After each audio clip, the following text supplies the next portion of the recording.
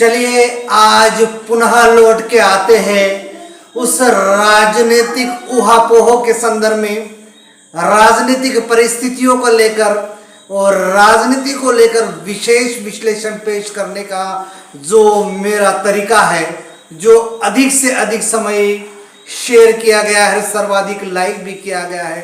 तो आज से पुनः उसी पटरी पर लौट आया है मुकनायक। अभिवादन स्वीकार कीजिए बालकृष्ण बाबिस्कर का। और बात करना चाहता हूं राजनीति की शुरुआत हम करेंगे तमाम चुनाव के संदर्भ में, क्योंकि चुनाव भारत में एक पर्व के समान मनाया जाता है और ये लोकतंत्र की खूबसूरती भी है। और जो चुनाव एक ऐसा पर्व है जो कालांतर से लेकर वर्तमान परिस्थिति तक, यानी कि 1952 से लेकर वर्तमान तक देश में चुनाव जो होते आ रहे हैं वो कहीं ना कहीं एक अलग छाप छोड़ते आए हैं और एक रोचकता पैदा किए हुए, क्योंकि लोकतंत्र में चुनाव सर्वाधिक अहमियत रखता है। और उसी प्रक्रिया के तहत या उसी परंपरा के तहत आज चुनावी उत्सव की शुरुआत करते हैं हम, और बात करते हैं दिल्ली की। जी हाँ, हालांकि दिल्ली में चुनाव तो नहीं है, लेकिन दिल्ली में जो तख्ता पलट हुआ है कूटनीतिक आधार पर, उस पर विस्तृत चर्चा करेंगे। उसी तारतम्य में हम इस विशेष चुनाव अभियान के तहत कश्मीर के चुनाव और हरियाणा के चुनाव और उसके पश्चात महाराष्ट्र के चुनाव के संदर्भ में भी सिलसिलेवार एपिसोड हम बात करते रहेंगे। बहरहाल देश की राष्ट्रीय राजधानी में जो परिवर्तन देखने को मिला है, निश्चित ही आम लोग उससे ये जानना चाहते हैं कि आम आदमी पार्टी ने आम लोगों को साथ में लेकर किस प्रकार खास लोगों की श्रेणी में आ गया है दिल्ली की राजनीति। जी हाँ, दिल्ली की राजनीति में यदि बात करेंगे, जहां तक सबसे महत्वपूर्ण और आज सबसे बड़ी जो बात है, दिल्ली में तीसरी कोई महिला मुख्यमंत्री बनी है। हमने सुषमा स्वराज को दिल्ली के मुख्यमंत्री 52 दिनों के रूप में देखा, लेकिन 3 सफल कार्यकाल में देखा शीला दीक्षित को। और आज बात करेंगे तो आतिशी की, आतिशी यानी कि आम आदमी पार्टी की सबसे तेज तर्रार महिला नेत्री, जिन्होंने उनके मुख्यमंत्री अरविंद केजरीवाल के जेल में 122 दिन लगभग व्यतीत होने के बावजूद भी राष्ट्रीय राजधानी यानी कि वहां पर केंद्र के सारे नुमाइंदे से लेकर जो दिल्ली के राजनेता है, दिल्ली सरकार के जो मंत्री है, सब कुछ दिल्ली में है। और ऐसी परिस्थितियों में उन्होंने दिल्ली को संभाले रखा और शायद उसी का पारितोषिक केजरीवाल ने दिया है। हालांकि दिल्ली में जो सत्ता परिवर्तन हुआ है, सत्ता परिवर्तन की जो करवट बदली है, या तो यूं कहिए कि महिला को तख्ता देकर एक तख्ता पलट का शिगुफा केजरीवाल ने फेंका है, निश्चित ही आने वाले समय में एक बहुत बड़ा संदेश दे सकता है। लेकिन कई अंदेशे और कई डर को भी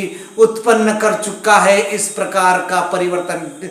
हम इस परिवर्तन के संदर्भ में यदि बात करें तो हम चलते हैं मध्य प्रदेश। जी हाँ, मध्य प्रदेश में जब उमा भारती ने मुख्यमंत्री पद से इस्तीफा दिया तो उनका सबसे विश्वसनीय यदि कोई मंत्री था और वयोवृद्ध था तो वो थे बाबूलाल जी गौर। और बाबूलाल जी गौर जब मुख्यमंत्री बने और मुख्यमंत्री की कमान संभालने के उपरांत कुछ ही दिनों में फिर उमा भारती ने कहा कि उन्हें मध्य प्रदेश की कमान उनके हाथ में दे जाना चाहिए, क्योंकि एक राजा को रंक बनाने का काम किया है तो वो एक साध्वी उमा भारती ने किया है और जनता ने उन्हें ही मैंडेट दिया है। किंतु बाबूलाल गौर अति महत्वाकांक्षी हो चुके थे और पार्टी हाईकमान ने बाबूलाल गौर की ओर भी थोड़ा सा अपनी ताकत या अपना लगाव दिखाने का प्रयास किया था। फलस्वरूप बाबूलाल गौर ही मुख्यमंत्री रहे और साध्वी उमा भारती को आप जानते हैं कि अलग पार्टी बनाई, और तमाम उनकी सारी घटनाएं उस पर अलग से चर्चा करेंगे। उसी तारतम्य में कर्नाटक की घटना के संदर्भ में भी बात करेंगे। और यदि वर्तमान की और बात करें तो हम झारखंड को भी नहीं भूल सकते।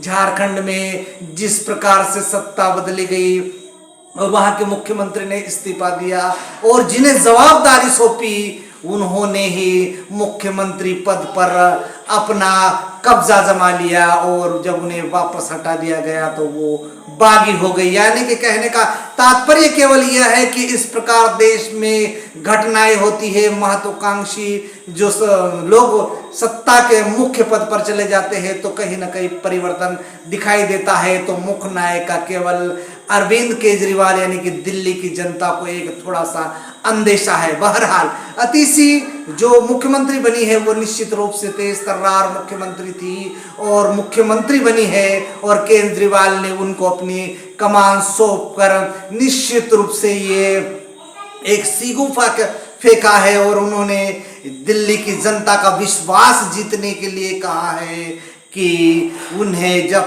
तक निर्दोष साबित नहीं हो जाते तब तक मुख्यमंत्री की कुर्सी पर नहीं बैठेंगे। लेकिन केजरीवाल जी, जनता सब जानती है, ये पब्लिक है, ये सब जानती है क्योंकि सुप्रीम कोर्ट ने आपको सशर्त जमानत दी है और उन्होंने कहा, सुप्रीम कोर्ट ने अपने आदेश में कहा है कि केजरीवाल पुनः दिल्ली की मुख्यमंत्री सीट पर नहीं बैठ सकते और नीतिगत निर्णय नहीं ले सकते हैं, तो इसलिए उनको यूं भी दिल्ली की कुर्सी नसीब नहीं होती। बहरहाल उन्होंने आतिशी के रूप में एक नया पेतरा फेंका है। देखते हैं कि इस केजरीवाल की शतरंज की चाल में क्या केजरीवाल सफल होते हैं और पुनः जब दिल्ली में विधानसभा चुनाव होंगे तो क्या दिल्ली की जनता केजरीवाल को पसंद करेगी, क्योंकि केजरीवाल ने जिस दिल्ली पर सरकार स्थापित की है वो अन्ना हजारे के कंधों पर थी।